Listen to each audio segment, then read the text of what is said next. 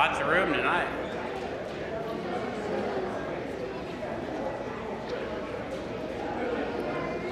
I carry in. What time does 7 o'clock meeting start? 7 o'clock. Thank you, Sean. Welcome to Position of Neutrality. Welcome to New Freedom. We start every session of Position of Neutrality with a prayer, and Chaplain Lee's going to do that for us tonight. Come on and stand to your feet all over this room.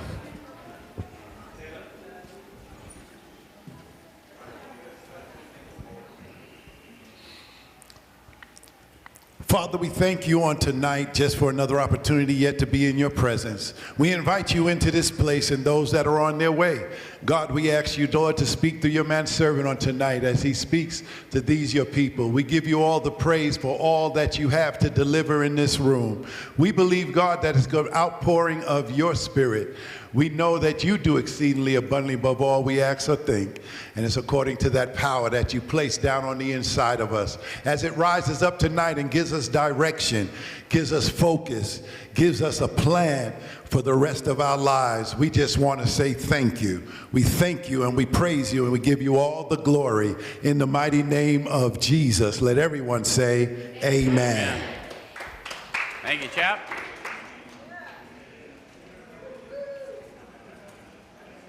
All right. So, for those of you that have been here the last 2 weeks and may not recognize me, I'm the new guy.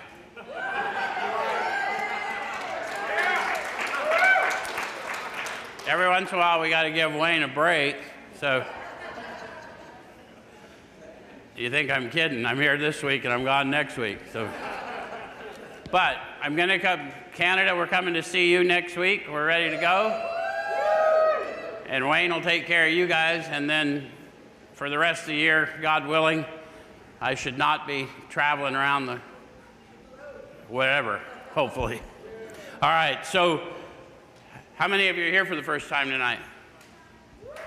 Good, very good. So first of all, welcome. And second, let us warn you in advance, you're liable to perceive us a little differently than other meetings of other fellowships you may have attended, and the primary reason that's liable to happen is that we intend for you to have a different experience here. What we do here, we've been doing for lots of years. We take a look at the suggested instruction for a step or so a week directly out of this book, and we use this book in 12-step recovery. Why? Because it works. Yeah, the process described by the authors of this book has been proven to work for addicts of the hopeless variety, addicts to alcohol and other substances, yes? And so what we're going to focus on is the process as witnessed to by the authors of the book, the first 100. And my role in that is just like they say in their foreword to the first edition, to show others precisely how we recovered is the main purpose of the book. So my job, just as was done for me, is to show you how to find your experience in the book. And I'll do that by showing you how I find mine and encouraging you to have yours. Does that make sense? So tonight we're going to take a look at step 3. So that gets us in our book to chapter 5. How many of you have been to AA meetings before? A few of you? Good. That's a good start. In most meetings of Alcoholics Anonymous I've ever been in, they read this first portion of chapter 5, kind of detailing what this manner of living is they're suggesting for us, yes? How it works. So we're going to start there, and then we're going to go on through the third step instruction, because tonight that's what we're going to examine is the third step instruction and what it is to make a decision in 12-step recovery, yes? All right, so we start out with chapter 5, How It Works, page 58 if you're following along. Rarely have we seen a person fail who's thoroughly followed our path. The book is full of promises and conditions, and we call that to your attention so you can see the promise and the condition in case you're not receiving the promise. So they said, what's the promise in that sentence? So this is the first 100, and their witness of the first several thousand, and they said, rarely have we seen a person fail. How many of you have been in recovery for a while? and have noticed that, wow, they must have been seeing something different. And have you ever noticed how quick we disappear sometimes? And so either we're seeing something different than they saw, or we're not following up on the rest of the instruction. The rest of the instruction says, who have what?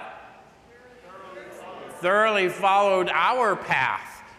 So that's the first 100 talking of their experience with the first several thousand, but they're talking about one path. Did you notice that? Sounds kind of specific, doesn't it? Think that's by accident? So we want to find ourselves on that path as we go into this process of awakening. Does that make sense? All right, so then they got some more instruction condition for us. Those who do not recover are people who cannot or will not completely give themselves to this simple program. Usually men and women who are constitutionally incapable of being honest with themselves. Have any of you ever struggled in your recovery, come to the fellowships and had some difficulty? Did you think yourself to be a cannot or a will not, or did you not give it that much thought? Sometimes you don't think anything about it. Sometimes we think we're being defiant. Sometimes we just think it's above our pay grade.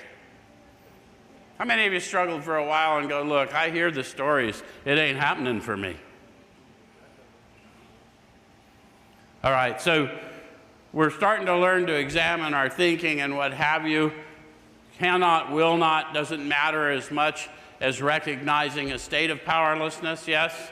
So they said we're constitutionally incapable of being honest with ourselves if that's what's going on. Honest with ourselves about what? I know we get real general and say everything, but they've been super specific at this point, precisely how we've recovered. So they want us to get honest about two things. You want to look at them? All right, so let's go back to the doctor's opinion, and let's go to, let's see, XXVIII, Roman numeral 28. And I'm at the bottom of that page. It says, men and women drink essentially because they like the effect produced by alcohol.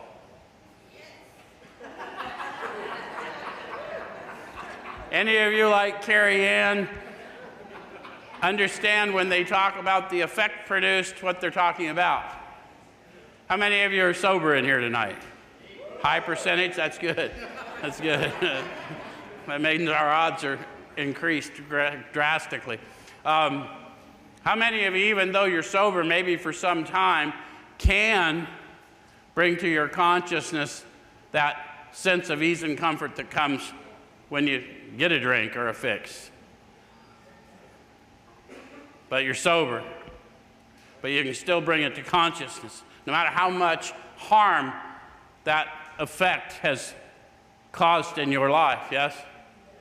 So they want us to know that condition is not diminished by my abstinence. In fact, it may be enhanced by my abstinence. Yes? Okay, so are we there? All right, so now we're going to take a look at page, I think we want to go to page 50, maybe 52. Got to go somewhere. Okay, I'm going to go to page 50, and I'm on the bottom of that page. It says, here are thousands of men and women worldly indeed. They flatly declare that since they have come to believe in a power greater than themselves, to take a certain attitude toward that power and to do certain simple things, there's been a revolutionary change in their way of living and thinking. How many of you have needed such a revolution at times in your life? Sober or otherwise? Yes? So this is their witness. In the face of collapse and despair, in the face of the total failure of their human resources, they found that a new power, peace, happiness, and sense of direction flowed into them. How many of you have been led to believe that 12-step recovery is about a life of abstinence? Yeah, we've been led to believe that. Abstinence is a byproduct which is not sustainable to me without the lubricant that the Spirit provides. If I don't have the anesthetization, the anesthesia provided by the Spirit when I'm living a life in service, I will not remain abstinent and comfortable. Which means for people like me, I won't remain abstinent long. So they're not asking you to put down your rig or your bottle or your whatever and not replace it. They're saying, come to believe through the process, based on your experience of power flowing in. They found that a new sense of power, peace, happiness, sense of direction flowed into them. How many of you are feeling that? And that is the power we call God. I can yell at you all day. If I'm not sharing the power, you're not going to feel it. But when we start sharing the power, there's one who has all power, and that one is God. And we call that power around here so as not to confuse people with religious prejudice. But we ain't talking about chairs or light bulbs, we're talking about power, peace, happiness, sense of direction flowing in. Same thing used to happen when I hit it just right.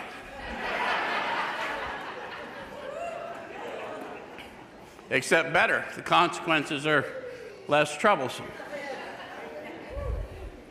So they got a condition. This happened soon after they wholeheartedly met a few simple requirements. What do you think the requirements are?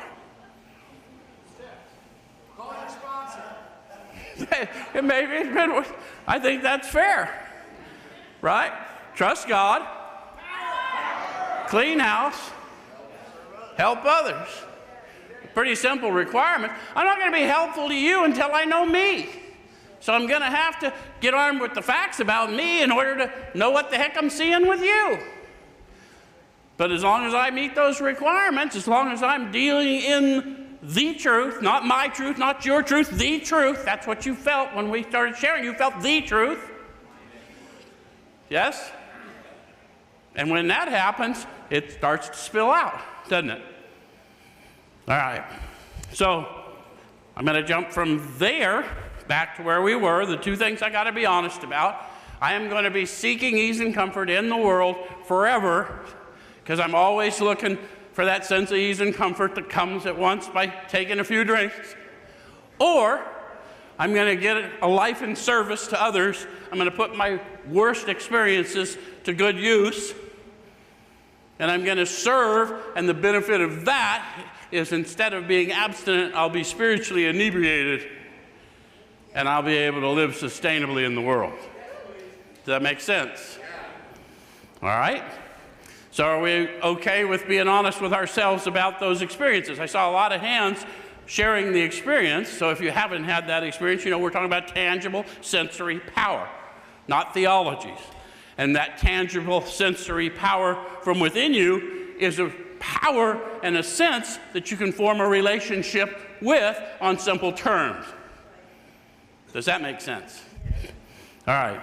So then it says, their chances are less than average. There are those too who suffer from grave emotional and mental disorders, but many of them do recover if they have the capacity to be honest. So we've talked about what we got to have the capacity to be honest about. How many of you have met those people with grave emotional and mental disorders? Some of you have already discovered you are that guy. But I always point that out because when we first come to recovery, we find ourselves not wanting to belong where we find ourselves. We don't think we're like anybody. How many of you made it to public detox along the way? Did you find a bunch of people there you didn't want to be like? How about jails, prisons? Anyone in here find your way there?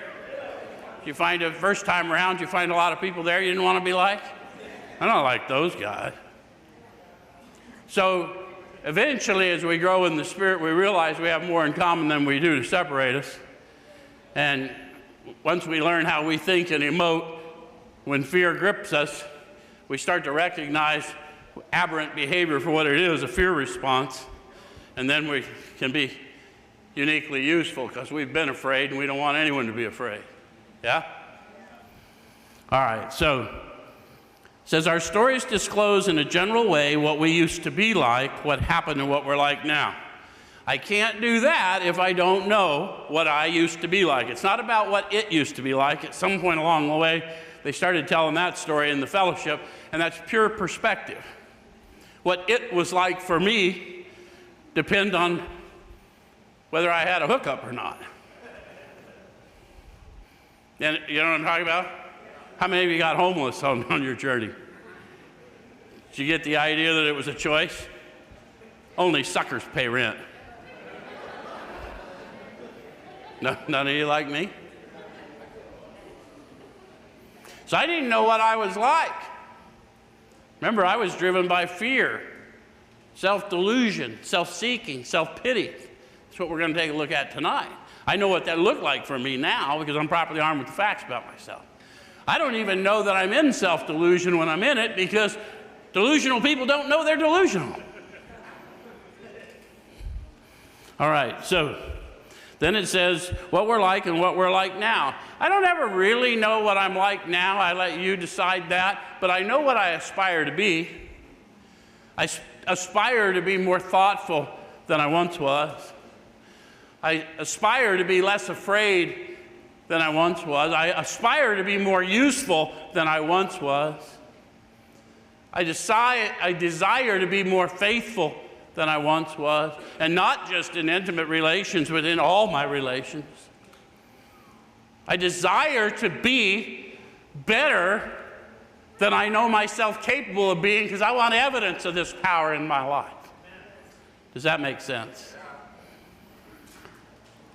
And then it says, if you've decided what we have and are willing to go to any length to get it, then you're ready to take certain steps. So we got to get serious at this point. First of all, what is it that they have? Given that they wrote this in 1939 and all of them have passed to wherever they go, we probably would have to read the record they left for us, wouldn't we? So let's look at page 25 and see what it is they had, and if in fact we're willing to go to any lengths or even certain lengths or anything, right? Because we got to be, guys, it's so important that you understand the process you're entering into, because you cannot move into conscious relation without consciously examining it. So if someone tricks you into it, then you're not conscious in it. Does that make sense? You don't want to be tricked in it. I need you to acknowledge the power. You want more of that? Yes, I do. Okay, here's what we're going to do. Does it make sense? Okay, so here's what they had. The great fact is just this and nothing less. So they're not going to give us a bunch of fluff. They're going to talk about this radical revolution within them. I think Wayne talked to you about an entire psychic change, a rearrangement of my mind that I'm humanly incapable of producing. But it's the only hope for a guy like me. Does that make sense? So that we have had deep and effective spiritual experiences. So if I needed a rearrangement, the way I would judge whether I've had a deep and effective experience was, am I becoming that which I would become? Or am I still straying into what I was? How many of you wanted to be better and still fell into what you were? Which have revolutionized our whole attitude toward life, toward our fellows, and toward God's universe. It's good stuff. You guys are good. You're on it. Okay, so the revolution I needed, they promised they got. And they've always promised, rarely have we seen a person fail if we thoroughly followed our path. Now I'm squarely on the path, because that power we shared, that's the path. It's not the process. The power is the path, and the path is the power. Does that make sense? All right, so the central fact of our lives today is the absolute certainty that our Creator has entered into our hearts and lives in a way which is indeed miraculous. Now, half of these guys, Wayne probably read it last week, they were atheists or agnostics, confirmed. God does not exist, or he can't be proven to exist. And now they're telling you they are absolutely certain that that power lives in them and through them. Now, that may not be a powerful witness for people hanging around the church, but that's really powerful witness for a gutter monk who's been kind of running the streets and saying none of that stuff is about me, yes? So, do you understand the difference of the promise of certainty as opposed to hope?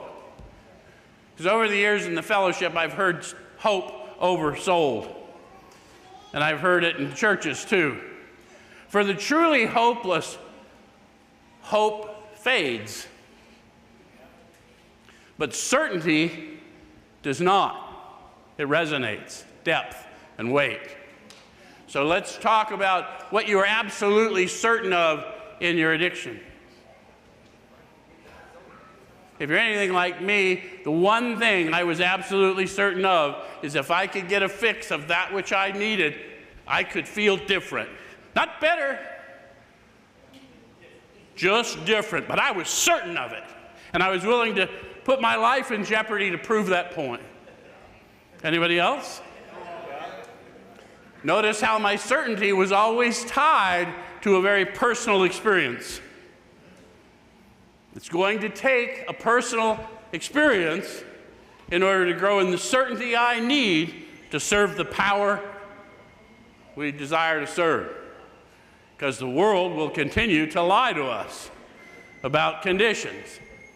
Yes? How many of you thought everything was great until you didn't? Okay, so he has commenced to accomplish those things for us which we could never do by ourselves. So there's where we are. That's what they had. Are you willing to go to any length to get it? Or if you're honest with yourself, are you at least willing to turn a few more pages? I'm willing to go certain lengths, right? Certain is an interesting word. Certain could mean I'm only willing to do this and not that. Or certain could be proven and unfailing. So be careful how you read and interpret words. And if you don't know where it fits, ask someone who knows. Does that make sense? Because it resonated with some of you when I told you certain meant also proven and unfailing, didn't it? Okay. All right, so at some of these we balked. Well, we got some balkers here. So they're going to talk collectively about what happened to them. We thought we could find an easier, softer way. How many of you came into recovery, saw the steps on the wall, maybe heard people talk about it? Oh yeah, I'm not that bad yet.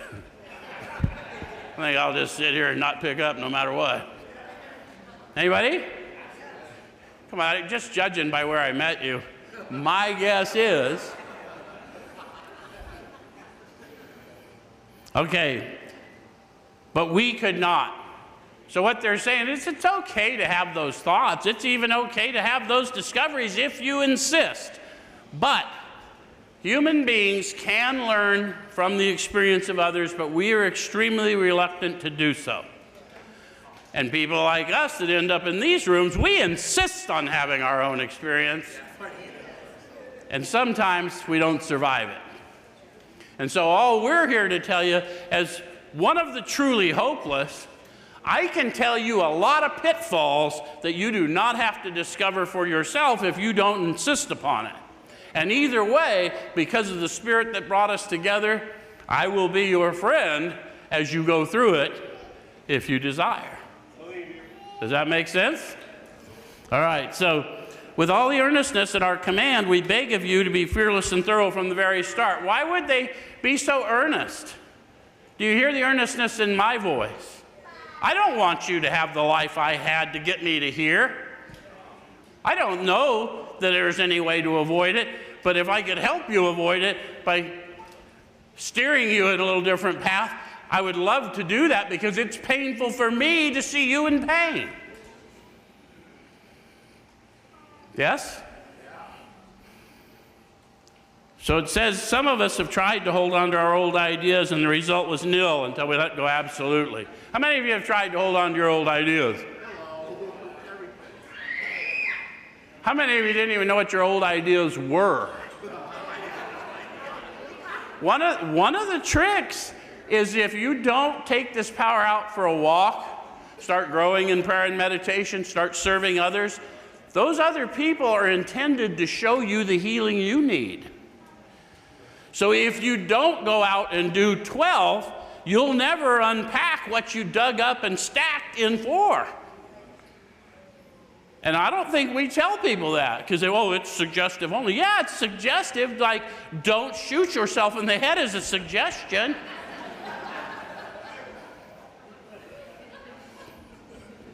Don't listen to the guy in the back of the room who's obviously miserable telling you all the shit you don't need to do.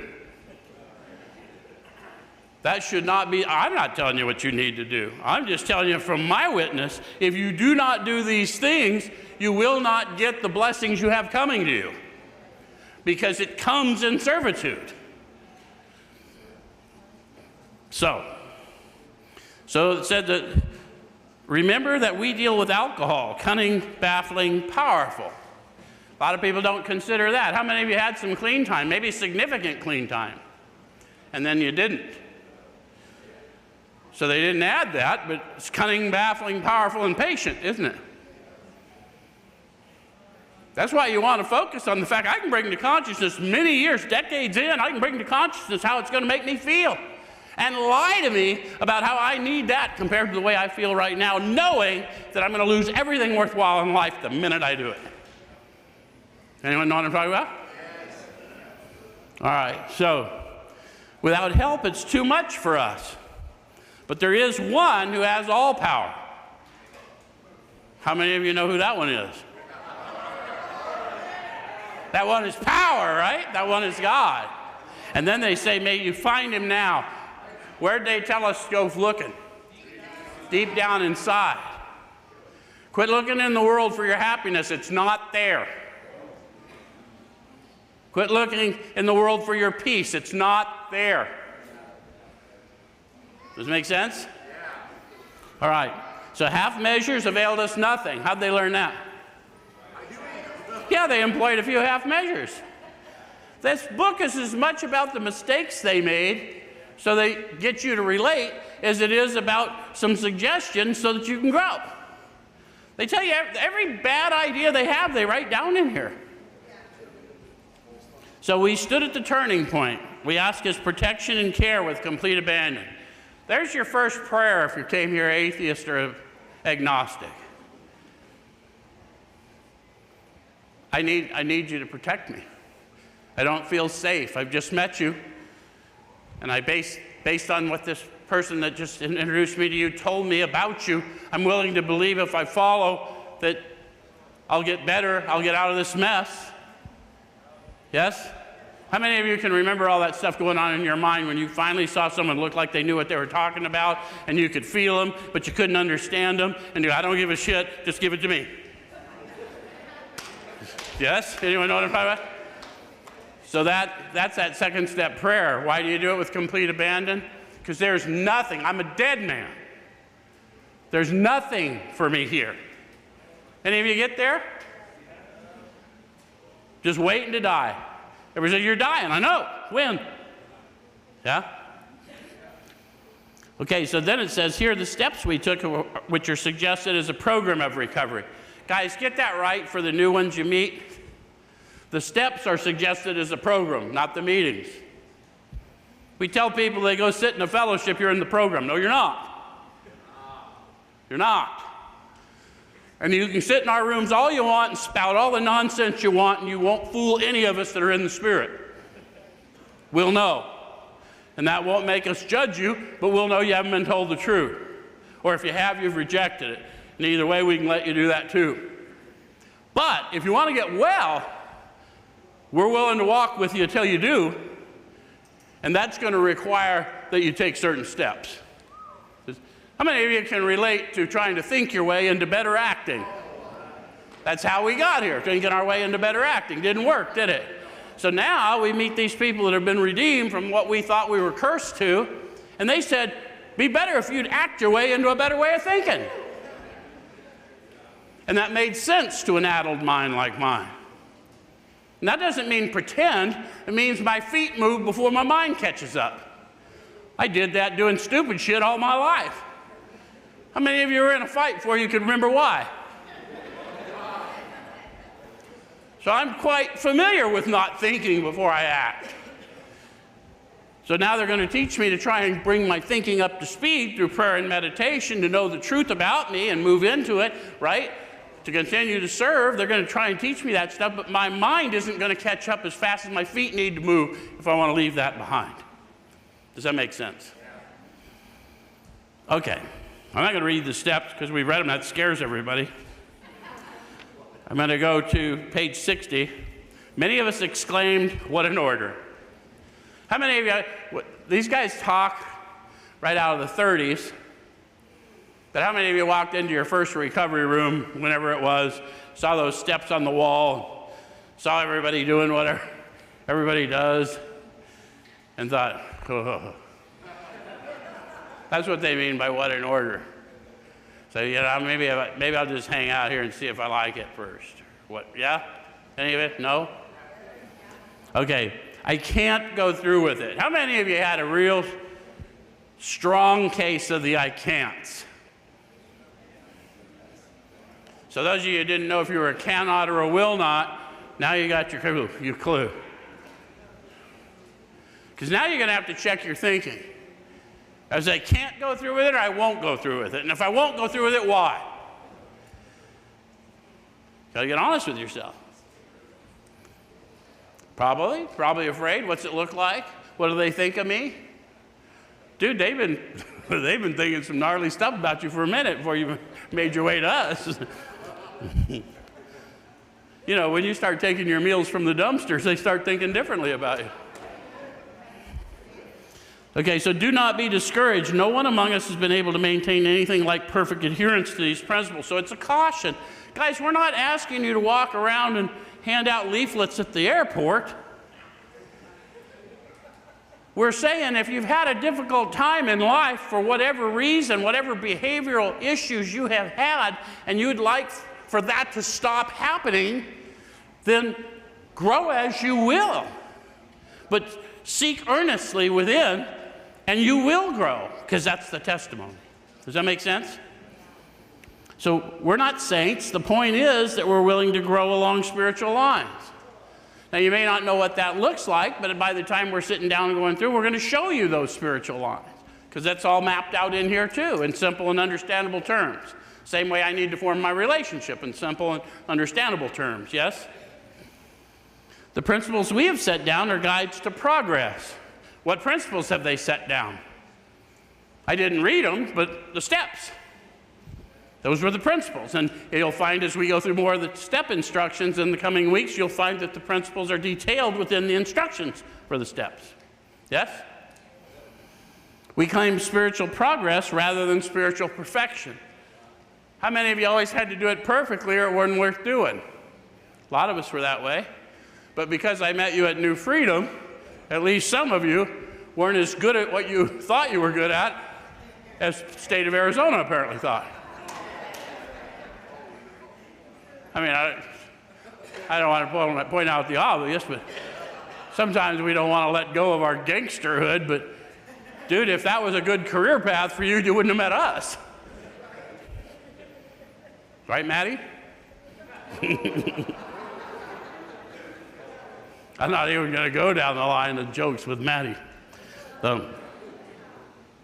So our description of the alcoholic, so Wayne went through that roughly. They described what's up with throughout the first 50-some pages of instruction plus Bill's story. And then, you know, you probably got a good picture from more about alcoholism, that type of stuff. The chapter to the agnostic, which Wayne would have gone through last week, telling where and how you're going to find the power, how you're going to recognize the power, a feeling for a friend, something sensory, tangible. We're not talking about this power as an emotion. We're talking about your ability to experience emotion and thought apart from yourself is that power. That's why you want to improve consciousness. Does that make sense? Once you learn that you are not your thoughts and you are not your feelings, you're uniquely empowered. because you can move past those things of the flesh. Yes? All right. So, it says that the chapter to the agnostic, our personal adventures before and after make clear three pertinent ideas. A, that we were alcoholic and could not manage our own life. So they talked to us about how does one know they're alcoholic. One symptom, according to them. You guys remember the one symptom? When I put it in my body, I have an abnormal effect, maybe a manifestation of an allergy. Any of you drinkers? When you drank, did you find that alcohol energized you? Oh, yeah. It's a sedative. So that would be considered an abnormal effect, yes? Where's my meth addicts? Right here. Did y'all find that stuff calmed you down? Oh, yeah. Do I need to say more? That's abnormal.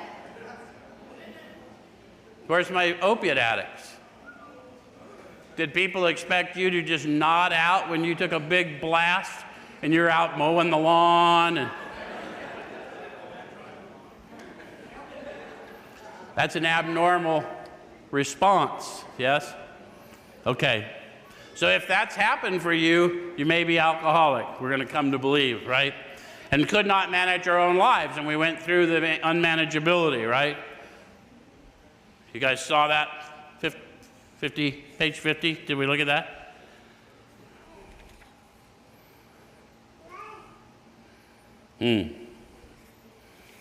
Look at me not knowing where we are.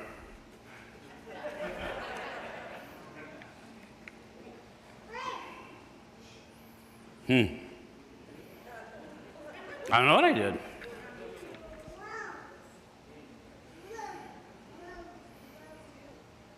I don't know what I did. Doesn't matter. They talked about our prey to misery and depression, right? So what we want to understand is a lot of the conditions I medicated for were just my nature because of the calling on my life, which is why it's a good idea to, as you sober up, to try and awaken a little bit before you start anesthetizing again, because people don't understand what, that's your normal nature. I am designed to crave the power that we call God. And without that, I am unfulfilled. And so I'm always going to be prey to misery and depression, can't seem to be of real use. What's the sense of it all until I'm empowered in the power? Does that make sense? Okay, so that probably no human power could have relieved our alcoholism. How many of you tried a few different things? How many of you had state agencies try a few different things?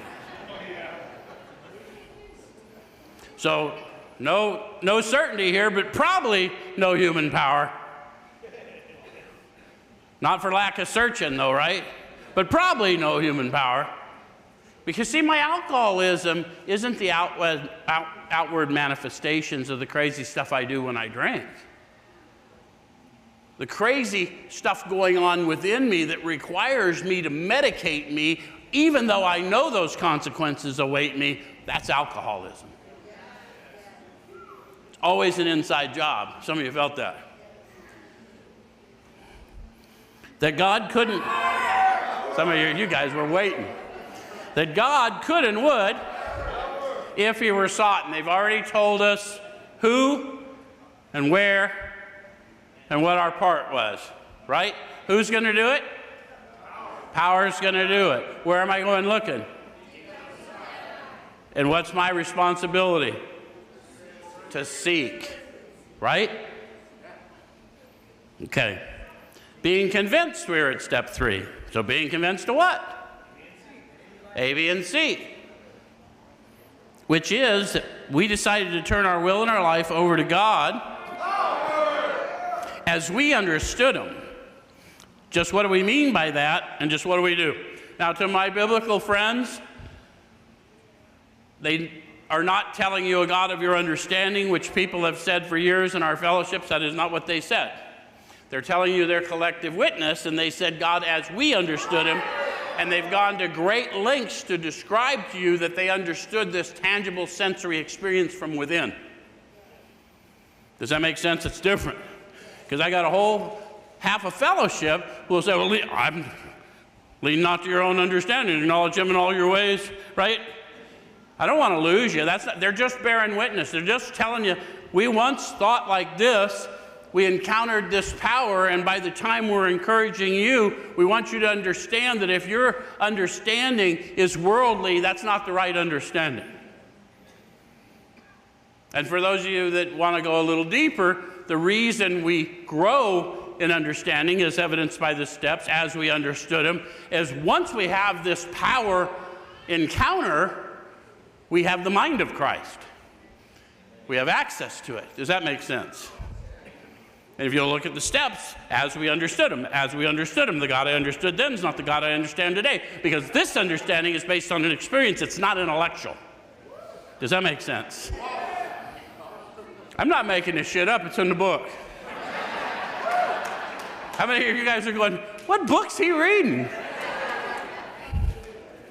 It's the same one they've been reading for 40, 50, 60, 70 years, but people have to help you unpack it.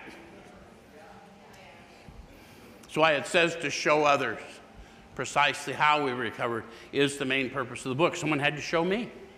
And it's my obligation, as long as I have breath in my lungs, to show you. Does it make sense? Yeah. All right. So just what do we mean by that, and just what do we do? So what do we mean? What do we do? You don't really know, do you? You're just mesmerized by the whole experience. So the first requirement is that we be convinced that any life run on self-will can hardly be a success. So how many of you are convinced? Based on what? Based on your experience. Now read the sentence again. It's a little higher standard. It said any life. Because I've known my experience for a long time. Didn't stop me from hosing it again. I need to know any life run on self-will can hardly be a success. So when you try and tell me the way you're doing it sounds better than the way I'm having to do it, I don't get fooled. Does that make sense? Any lie. I got to quit judging the way I think, act, feel, speak by the way I see you acting or speaking. Does that make sense? So the first requirement is that we be convinced that any life run on self-will can hardly be a success. On that basis, we're almost always in collision with something or somebody, even though our motives are good. Most people try to live by self-propulsion. In this book, they use the words they mean the words they say. They're telling you about the human condition, not the alcoholic condition. It's important we make that differentiation, right? Most people try to live by self-propulsion, okay? So each person is like an actor who wants to run the whole show, is forever trying to arrange the lights, the ballet, the scenery, and the rest of the players in his own way. If his arrangements would only stay put, if only people would do as he wished, the show would be great. Everybody, including himself, would be pleased. Life would be wonderful. How many of you had those thoughts? All the time. And then somehow something didn't turn out the way you pictured it? Now keep in mind that every person on the planet is subject to that same delusion, and you're trying to navigate that as you grow in the Spirit. Might improve your earnestness a little if you'll contemplate how frequent you're going to encounter thoughtless, slumbering people. In trying to make these arrangements, our actor may sometimes be quite virtuous. He may be kind, considerate, patient, generous, even modest, and self-sacrificing. Thank you. Anyone besides Sean, find yourself there. I would encourage all of you, Sean does this, we've been doing this shtick for a lot of years. We want you to be able to find yourself there. We want you to be able to find yourself in the whole range of human emotion and thought, and we want you to embrace them both as if there was no difference between the two, because guess what? They make up you. But there are some that are more beneficial in my service to others, and so I'm going to start feeding the Spirit as I learn these facts about me. Does that make sense? Or so on the other hand, he may be mean, egotistical, selfish, and dishonest. How many of you find yourself more easily there? Be honest. Okay, so there's work to do because that's not who you are. You wouldn't be here if that's who you are. There may be on how you acted, but it's not who you are. Right? And so then it says, but as with most humans, we're more likely to have varied traits. Sometimes we think we're being humble by thinking ourselves selfish or what have you, and there's no humility in that. That's just being, trying to lessen the blow. I'm going to tell you about me so I can screw you without you. At least I warned you. See, the thing is, the way I was found was where I got based on my experiences in the world. And I was a dead man. And they talk about being a scrap heap. I mean, I'm talking about drinking until I'm in comas and staying in comas for weeks at a time and going out and doing the same thing. I know I'm talking to I was a dead man. I just hadn't fallen over yet. And then this power came in and encountered me, and I started to have life, and more abundantly life, yes? And so I have to start embracing all of this because I'm going to encounter all of this in you. That's what makes me uniquely useful to you, is I understand what drives that. So what usually happens? Yeah, the authors say the show doesn't come off very well. He begins to think life doesn't treat him right. Any of you ever been there? He decides to exert himself more. Have you been in the place where you're in so much self-pity you started demanding people who couldn't see you see you? I've had that experience most recently. I have no right to demand you see me or hear me. I'm a dead man, I already told you. I'm here to breathe life into the people who need life. And if you can't see me or hear me, I ain't your peeps. Make sense? I didn't used to think that way. All right, he decides to exert himself more. He becomes on the next occasion still more demanding or gracious as the case may be, and still the play does not suit him. Any of you ever find yourself there? I can't tell you why for you, but I can tell you for me. Here I am playing the show that is my life. And I'm so busy arranging the lights, the scenery, and the ballet, telling you exactly what to do and how to do it and all this stuff. The lights finally pan to me to play the part that is my life. And the lights come on and I'm not there because I'm out in the orchestra pit telling everybody else how to do it when I can't show up myself. Any of you learn that about yourself? Admitting he may be somewhat at fault, he's sure that other people are more to blame. So all of that may be true, but you shouldn't have treated me that way. Or if I had to, someone has to come home to someone like you, no wonder they drink. That's why I've been married more than once.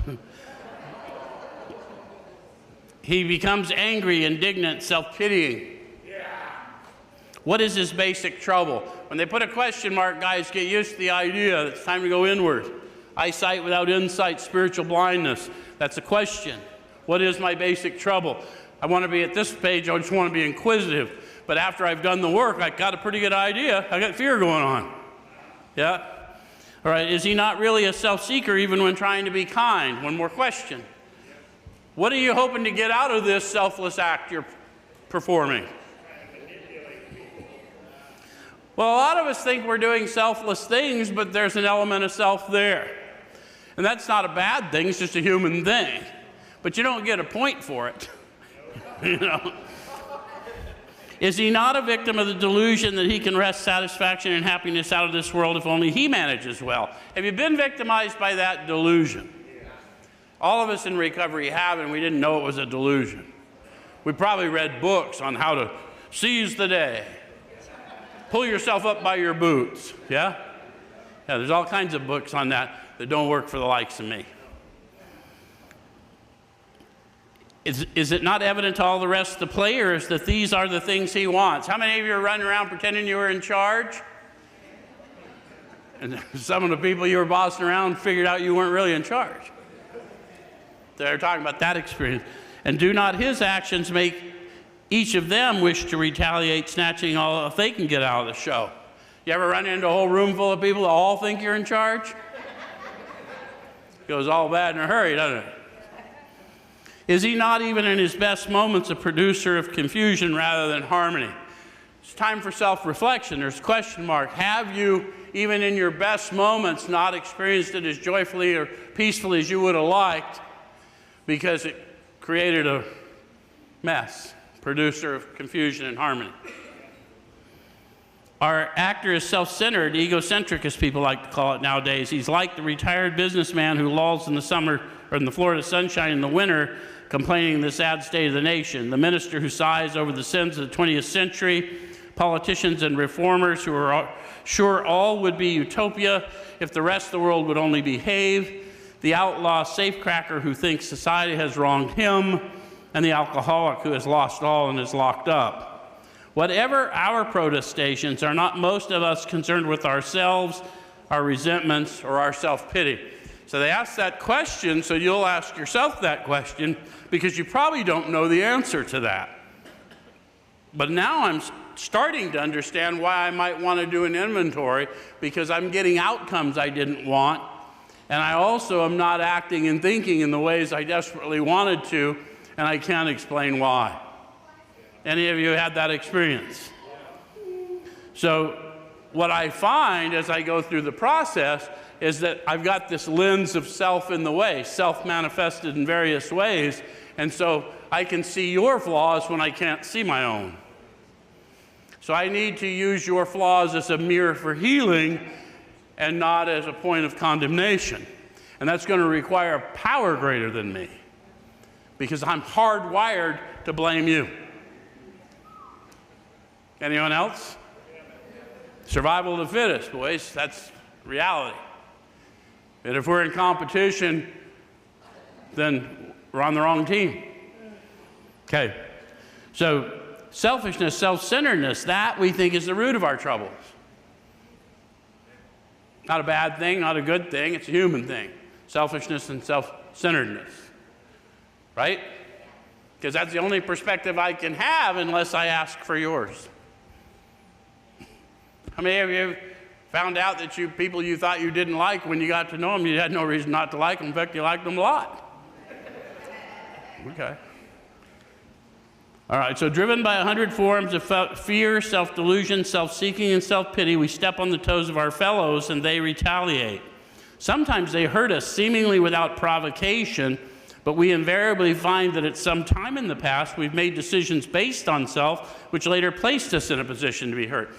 Guys, if you've been having the same kind of difficulties, and maybe I'm broken and I got a broken picker and all the things I hear people label themselves, no, you just haven't looked at how yourself manifests. All the more reason you want to do the inventory. Because that's all it's going to do is show you how you think based on your fear responses. Does it make sense? And if I'll do the work, I'll at least find a better way to view these people that harm me, even if I had no part in the harm, right? If I'm dying of unforgiveness many years later, at least I want to let that burden down, yes? And I'm uniquely useful to help other people going through that heavy burden because I know the burden it is. So our troubles, we think, are basically of our own making. They arise out of ourselves, and the alcoholic is an extreme example of self-will run riot, though he usually doesn't think so. So they told us earlier that most people, they just regular examples of self-will run riot. By this stage, I've discovered I am a human with an alcoholic condition. So all of them are just regular examples. I'm an extreme example of self-will run riot, and I don't think so. My chances are less than average now, huh? Without something drastic happening for me. So they arise out of ourselves. The alcoholic is an extreme example of self-will run riot, though he usually doesn't think so. Above everything, we alcoholics must be rid of this selfishness. The rest of the world can do what they do. But because I know myself to have an alcoholic condition, I must put to death this selfishness with the help of this power within me. Does that make sense? We must, or it kills us. God makes that possible. Those of you students of that other book, take my yoke upon you. My burden is light. If you're carrying a yoke with a superior ox, you'll find you don't carry much, but you will learn how to walk. We must, or it kills us, and God makes that possible. And there often seems no way of entirely getting rid of self without his aid. Many of us had moral and philosophical convictions galore. How many of you had a good set of morals and philosophical convictions and still couldn't get comfort within at times? So it says, but we could not live up to them even though we would have liked to. Neither could we reduce our self-centeredness much by wishing or trying on our own power. We had to have God's help. See how they're starting to get more earnest? Because they know this power to be tangible and sensory, and they know that they're being carried along. How many of you just used every day, no matter what, casually, went through the consequences, didn't really give it any thought, and then one day, pow, that didn't happen anymore? And then someone says, why don't you walk it out? And you're like, okay. And I had patently rejected that before. But now I'm empowered. Even before I knew it, I'm empowered. Any of you have a similar experience? All right, so neither could we reduce our self-centeredness much by wishing or trying on our own power. We had to have God's help. This is the how and the why of it. First of all, we had to quit playing God. It didn't work. Next, we decided that hereinafter in this drama of life, God was going to be our director. He's the principal and we're his agents. He's the father and we're his children. Most good ideas are simple, and this concept was the keystone of the new and triumphant arch through which we passed to freedom. What concept?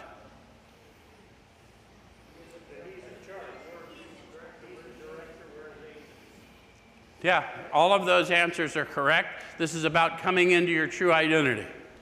He's the Father, we're his children. So if I sincerely enact this, I know who I am and whose I am. And once I know who I am and whose I am, there is no weapon formed against me that can prosper. Does that make sense? Okay. So they're going to start talking about that decision now when we sincerely took such a position. So how do I demonstrate the sincerity of a position? I got to act in it. They've talked to us already. They'll talk to us some more about faith without works is dead. It's true for us because we act our way into better thinking, right? And it's an observable act. You'll believe what you see me doing much quicker than you'll believe what you hear me saying. Yes? All right, so we had a new employer. Being all-powerful, he provided what we needed if we kept close to him and performed his work well.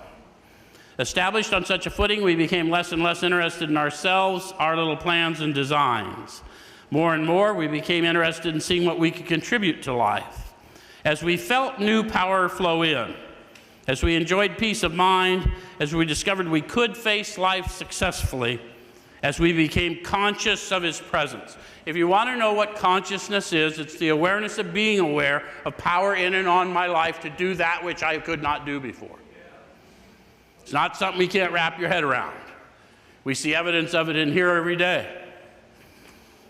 We begin to lose our fear of today, tomorrow, or the hereafter. We're reborn.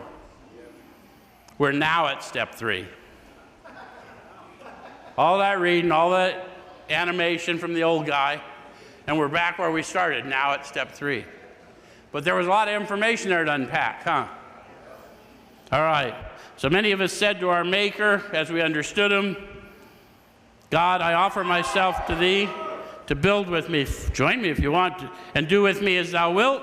Relieve me of the bondage of self that I may better do thy will. Take away my difficulties, that victory over them may bear witness to those I would help of thy power, thy love, and thy way of life.